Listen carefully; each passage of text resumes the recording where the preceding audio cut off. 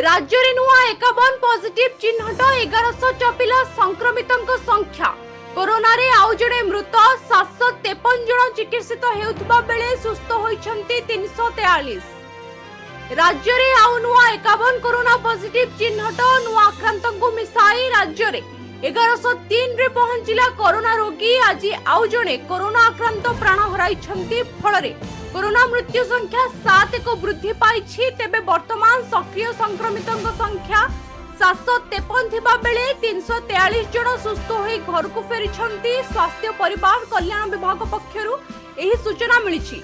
राज्य रे बढ़ुछि संक्रमितों संख्या। गतकाली 74 जन नुआ कोरोना आक्रांत चिन्हट होइथिबा बेले आज 51 जन चिन्हट होइछंती।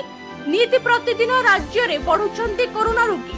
तेबे आज चिन्हट होइथिबा आक्रांतक मध्यरु गंजाम रु 4, जाजपुर रु 5, कटक रु 9, पुरी रु 1, जगतसिंहपुर रु 2, नयागढ़ रु 11, अनुगोल रु 2, मयूरभंज रु 3, कलाहांडी रु 11, संबलपुर रु 2 एवं मालकानगिरी रु जणे कोरोना रोगी चिन्हट होइछंती।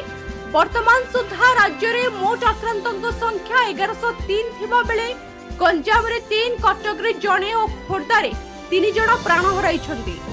सब्सक्राइब करंतु, लाइक करंतु, शेयर करंतु, कमेंट्स दियंतु। नोटिफिकेशन पाइबा पई बेल आइकन को क्लिक करबा को क्षमा भूलंतु।